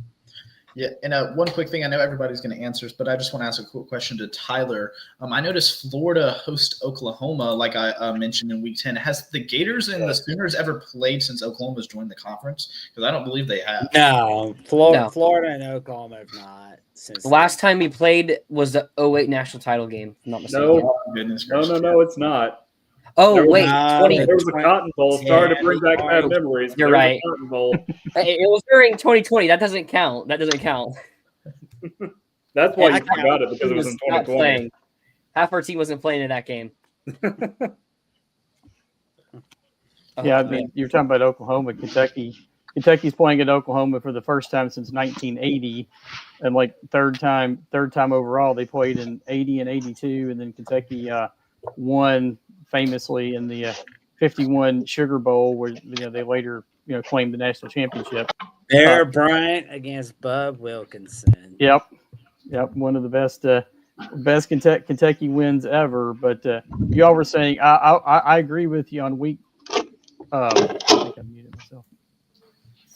I agree with you guys on week 10. I was also looking at week 6 with that one. Let's see, where is it?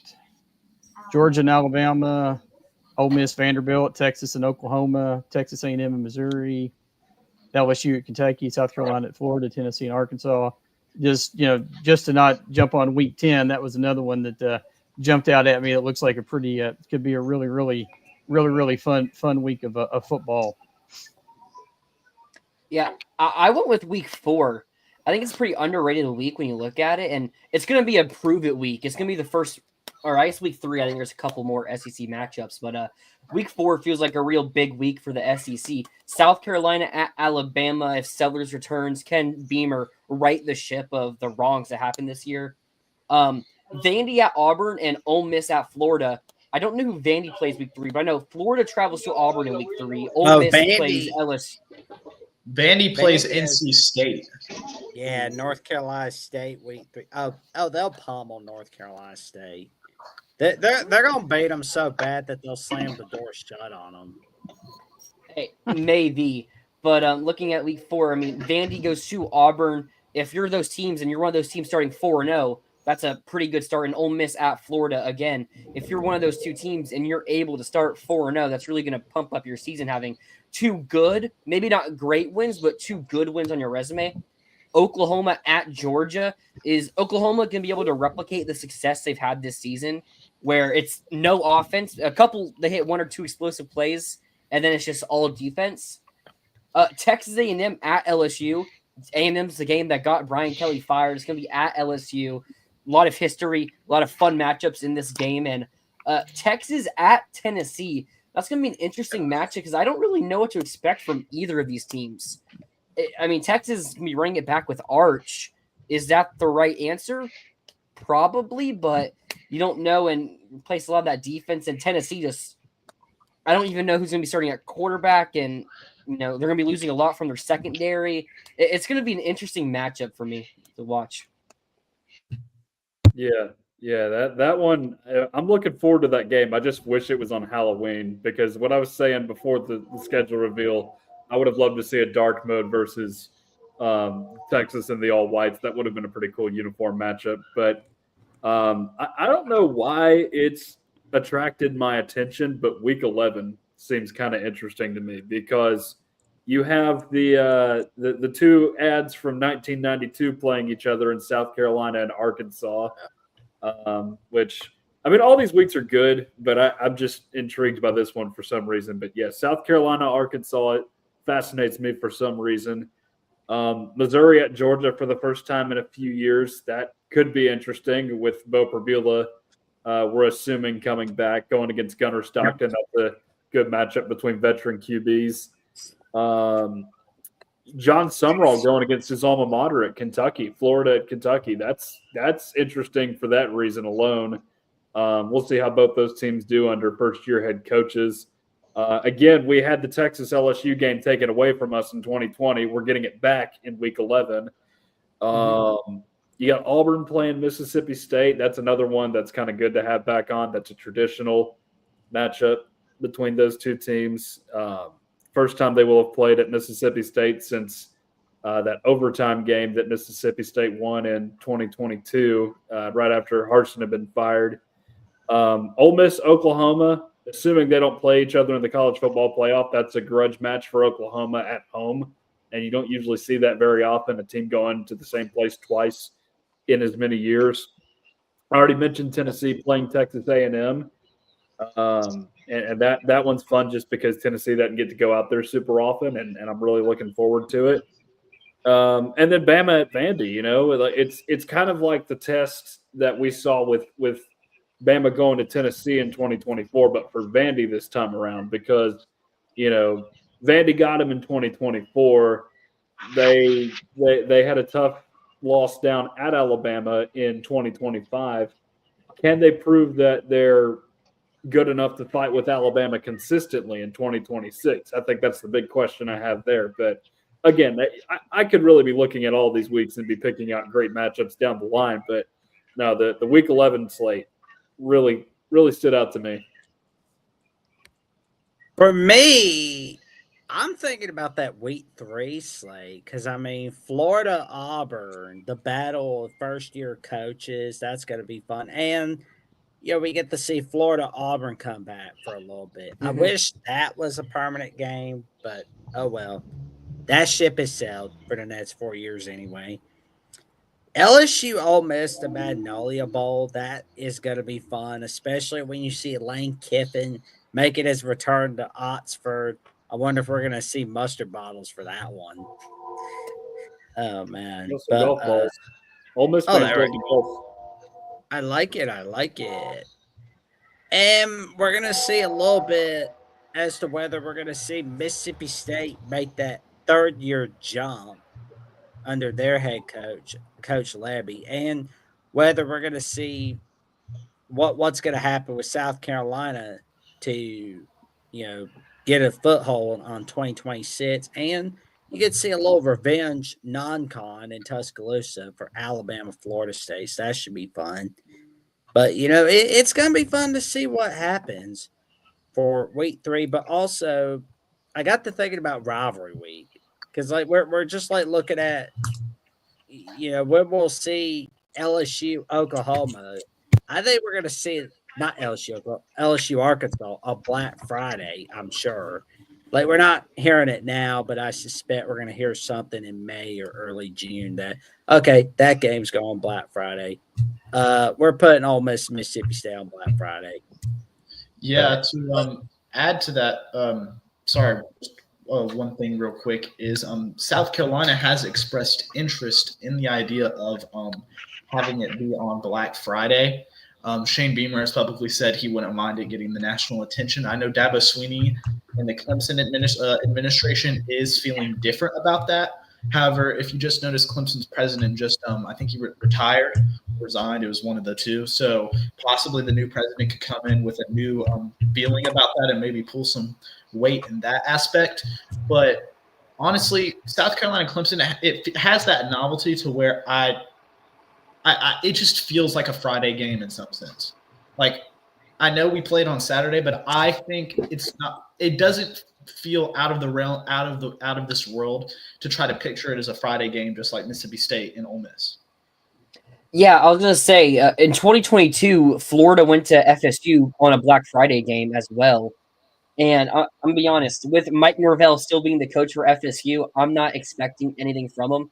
We'll see the roster. I don't know how much boosters are going to put into the transfer portal for a fifth year now in a row for that team. I'm not expecting much from FSU. But if we're going to be playing them, and I'd rather it be on a Black Friday if they're bad. So you get more of a national spotlight when you hopefully we can whip up on FSU for a third straight year. That's the hope. Yeah. But it's going to be fun to see what happens for 2026. Who knows what's going to happen, because there's a lot of time between now and the 2026 season. And I can tell you, it was most definitely fun going over the 2026 SEC schedule announcement. But, just like last thing, before we sign off for the night, who who's got it the easiest out of everybody, and who's got the hardest out of everybody? I think I'm going to start off here with the easiest. I think it's pretty easily Georgia. They're Georgia. Like they're no one. The thing is, Georgia isn't going to play anyone and be like, oh, they're going to be the higher ranked, more talented team. They go to Alabama. Like that's the one question there. But outside of that, they host Oklahoma. I think there's a lot of questions that's gonna surround Oklahoma. They play Auburn and Florida, both under first year coaches. And outside of that, I don't have the rest of their schedule pulled up, but Georgia Tech, they're not going to have their OC anymore. We'll see how Brent Key can replace Haynes King and the rest of that team. I don't know if they're going to struggle with many other teams on that schedule. And maybe 4 games that could be close, but realistically, Alabama is probably the only one looking on that schedule in the preseason, and is like, okay, that's a game where I'm picking it to be a close game. The other one's like maybe you see an upset or it's a rivalry game. But I think it's pretty easily Georgia. Yeah, my bad, guys. I had some connection problems. I'm gonna need to go in a little bit, but I'll speak for Alabama. I think Alabama has the toughest road because when you look at their schedule, week 6 they got Georgia, week 7 they got Tennessee, week 8 they got Texas A&M, week 9 they got a bye, week 10 they got LSU, and week 11 they got Vanderbilt. That's probably the toughest stretch in college football, just from top to bottom of just consecutive opponents and how based off how they was this year and stuff like that. So I honestly think Alabama has the toughest go of things of anyone. Honestly, looking at it right now as it stands.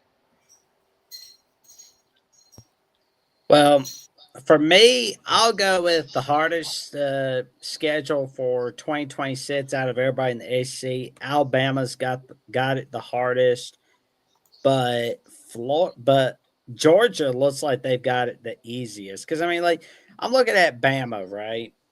And Mississippi State's not hard, right? But you're going to Starkville for week 5. That's the week before you got Georgia coming to your backyard. They're going to try to catch you napping for a little bit. So there's that. And we got Tennessee. We got to go to Knoxville. We've not won there since 2020. And, you got Texas A&M before your bye week. That's going to be a good one right there. And, as for who's got it the easiest, it's definitely the Georgia Bulldogs. Because they've got it pretty easy. They've got it made. Ole Miss is pretty much an unknown at the moment for 2026. South Carolina, although trap game zone, but week before rivalry week, so you never know what's going to happen there. Oklahoma is tough, but there again, it's at home, so they're good to go.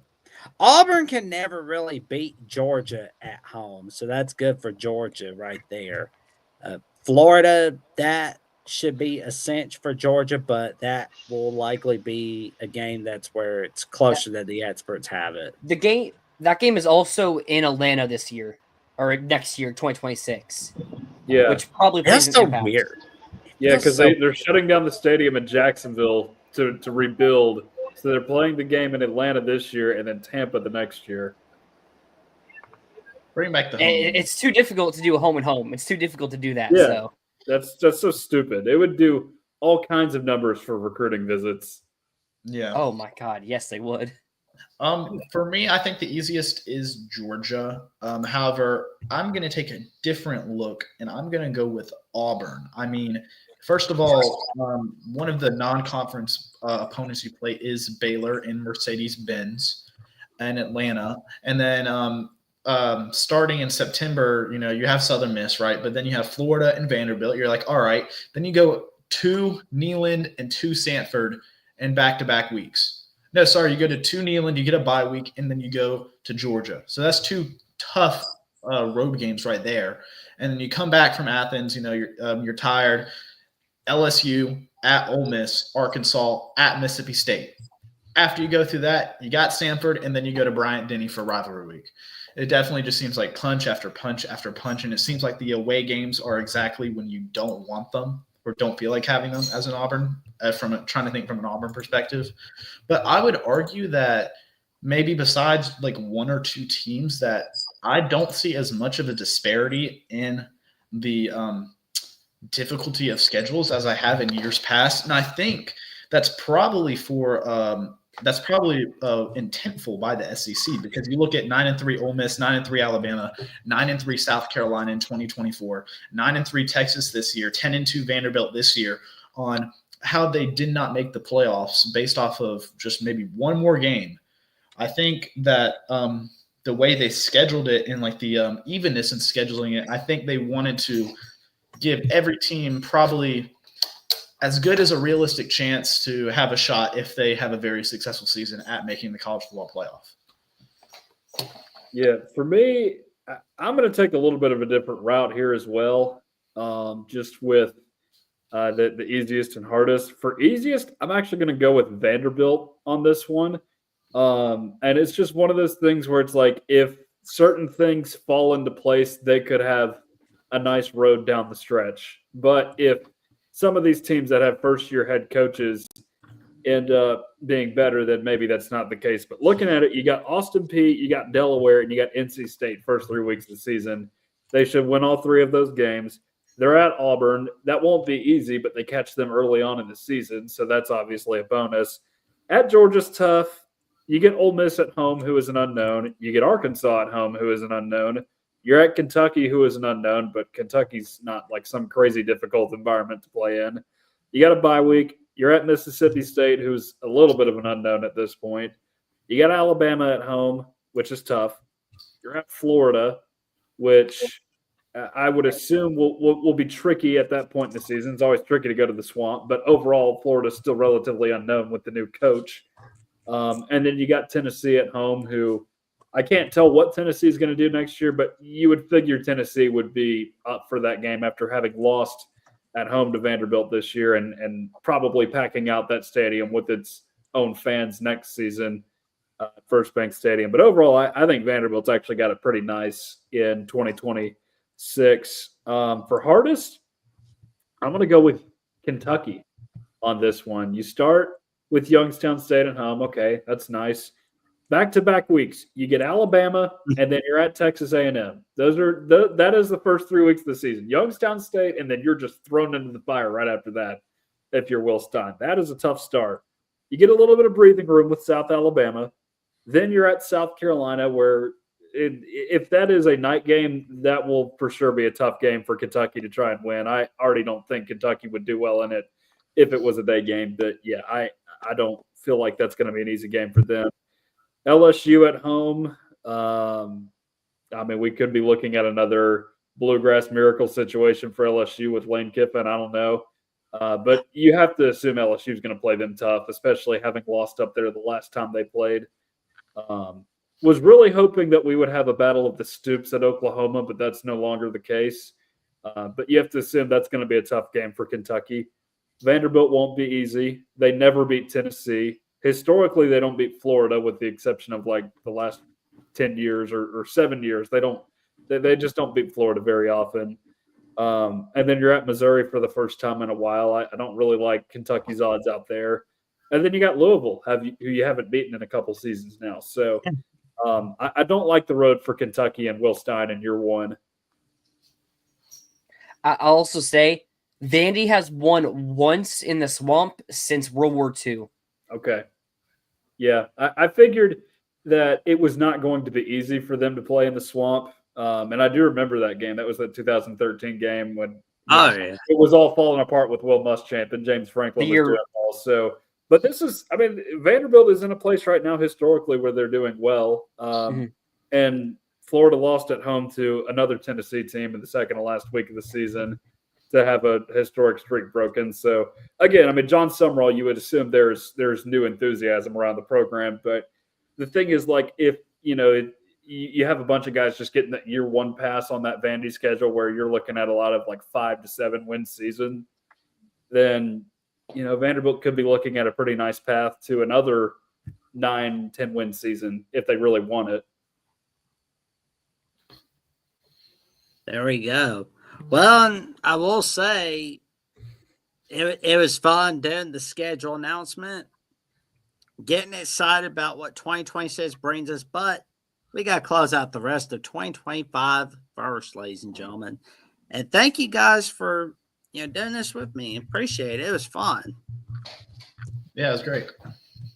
There we go. Thanks for having us.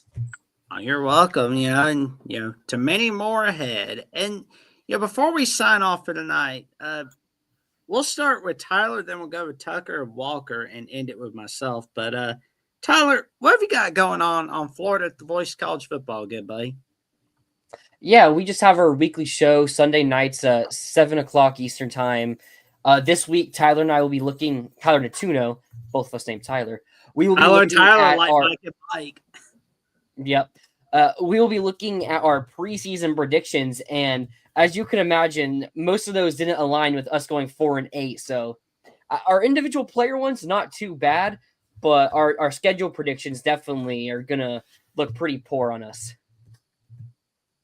There you go. Tell your friends, your family, and the cashiers and pubs about the magic that Tyler brings on Florida at the Voice of College Football with Tyler Nintendo Sunday nights, 7 p.m. Eastern on Florida at the Voice of College Football. And you can give him a follow at TWIT4Gator on /Twitter.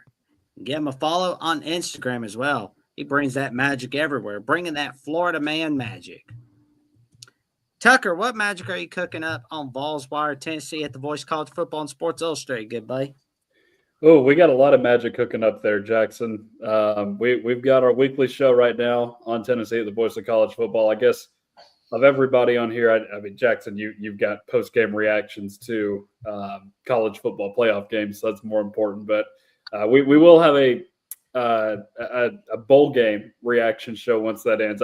I think we're going to end up doing 2 shows in 2 days because the Music City Bowl is on a Tuesday, and our live show is every Monday night at 8 Eastern time. So, 2 shows within 24 hours should be pretty fascinating. But we'll be doing that, talking a little bit about this new defensive coordinator hire that Tennessee made, talking about some of the guys that have opted out of the bowl game. Chris Brazel's a notable one from today. Over at Vols Wire, just doing the normal recruiting stuff. It's hit a little bit of a lull post-signing day, but we still get things trickling out here and there. And then college football, we're talking about all kinds of things over there on CFB HQ on SI. That is a whole well of information that I'm quickly learning about on the FCSN Group of 5 level. But we cover a broad array of national topics over there too. So always cooking something. That's what I'm doing. Always cooking something. Well, especially when you and I are getting that beard magic from Andrew Miller and Mississippi State Voice College Football. We got to pass it off to Walker and Tyler. Make sure they get that beard magic as well, man. Yeah.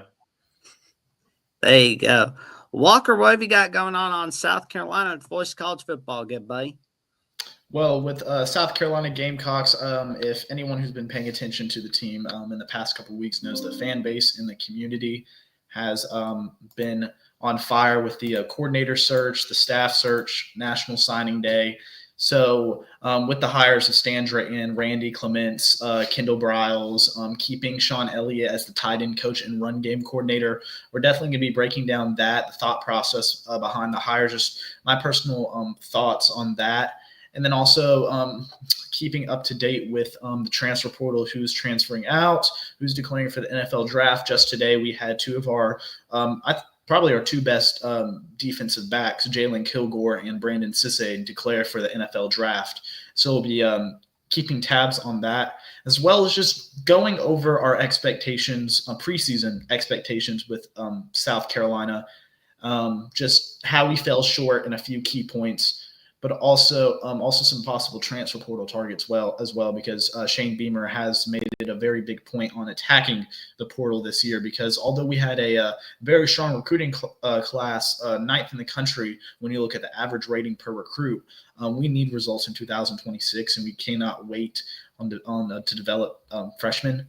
next year. So the portal is going to be a big thing, especially for this new offensive coordinator. And then on Twitter, WG Sports _CFB. It's just kind of the same thing. Reactions to news. I hear it's more daily and by the hour updates. So I definitely recommend whoever's watching to follow me on there. That will be more up to date updates as things as news pops out throughout the week. Oh man, you were at like 90 something followers a few weeks ago, and now you're just like booming and rocking and rolling on Twitter, man.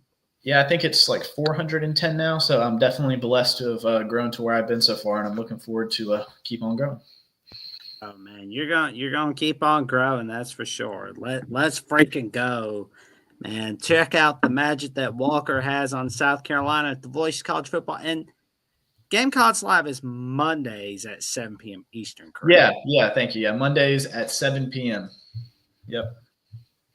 Oh, thanks, man. Yeah, because I mean it's a fun ride and a good time for a long time. And you can check me out on the Jacksonian on my personal channel, Jackson Johnson 979, where you can also give me a follow on Alabama with the Voice of College Football. Where up next, we've got the Alabama Call-In Show in just a little bit at 9 p.m. Central Time.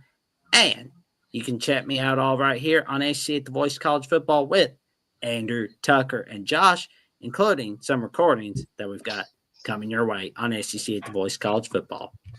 And with that being said, you can like, comment, subscribe, click on the notification bell so you never miss another video of SEC at the Voice of College Football, and we will be seeing you soon.